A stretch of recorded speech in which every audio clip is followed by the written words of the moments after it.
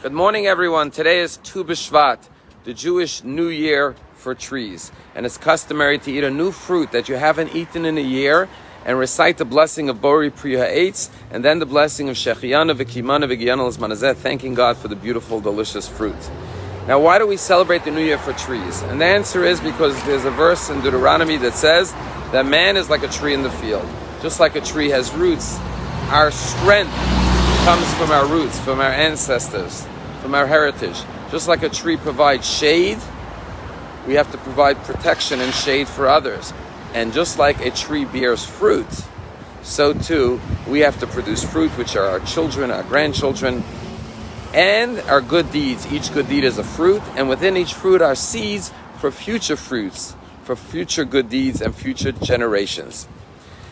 Then there's a famous verse that we sing every time we put the Torah back. Eitz Chaim Hi. The Torah is a tree of life. And those who hold on to the Torah are blessed and fortunate. And like the beautiful tree behind me, the tree serves as many spiritual metaphors. God says that we are the fruit, the shoots of His planting, and He takes pride in us. However, there's one other very powerful metaphor of a tree.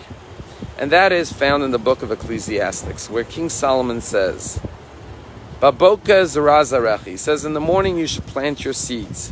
Ube'erev, and in the evening, al tanach yadecha, don't stop planting in the evening. Don't say, I already planted seeds in the morning, I don't have to plant in the evening. Why, says King Solomon? Because you never know which one will be successful. This one or that one. Or both of them will be equally good. What King Solomon says is, whenever you have a chance to plant seeds, to do good deeds, seize the moment. And don't say, I've already done enough. Because you never know which seed will be the seed that will produce the sweet fruit in your life and be successful and bring you the blessing that you so seek. Or maybe both will be equally good. There's an amazing story that happened a number of years ago. You see, in many religious communities, they have an organization called Hatzalah. Hatzalah means rescue. We have volunteer EMT paramedics who, on the drop of a dime, will come running 24/7, including on Shabbat, to save a life. And these amazing heroes don't get paid, of course. They volunteer to go running whenever there's a call to save a life. But then there's a second organization called Chaverim. The word Chaverim means friends. And these are volunteers who are ready to go help a person in need. If there's anyone in the community that's in need, they will come. So, for example, someone gets locked out of their home and they need to get in. They will send someone to get you in. If, God forbid, something bad happens, a child runs off and nobody knows where the child is, they'll send out a search team to find the child.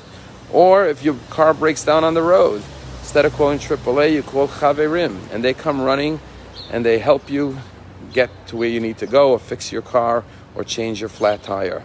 And these volunteers don't take money. You can't even offer them a tip. It's pure chesed, kindness. And so there was this member of Chaverim, and it was going to be a 3-day holiday. Shabbat followed by 2 days of holiday, which means 72 hours of consecutive Shabbat and holiday. And an hour before the Shabbat, this member of Chaverim in Lakewood gets a call. This guy says, I have a flat tire, can you help me? He says, okay, it's an hour before Shabbos, where are you? Which road did you break down on that with your flat tire? I'll come right away. And he says, actually, the car is in my driveway. He says, the car's in your driveway, so why do I need to fix it an hour before Shabbos or before a 3-day holiday? Why don't I just wait till after the holiday if it's in your driveway? And he says, no, you don't understand. I'm a member of Hatzalah, the rescue service, and I need my car to work in case I get a call on the holiday that I need to go to. So the member of Chaverim, a friend, said, of course, that makes sense. I'll be right over. Sure enough, he comes over an hour before Shabbat and changes his tire for him. Goes back home. That night, this member of Chaverim goes to the synagogue to pray, comes home for a beautiful Shabbos dinner with his whole family, and including his mother-in-law who was at the table for Shabbat meal. In the middle of the Shabbat meal, the mother falls back and she has a stroke. Her eyes are glazed, looking up to the sky. And this member of Chaverim runs to the phone and calls the number of Hatzalah, the emergency rescue service. And within minutes, there are sirens. And in comes the paramedic running in with his equipment to save his mother-in-law's life. And who is this paramedic? It was the one whose tire he just fixed a few hours ago. And he came with the very vehicle that he changed the tire on.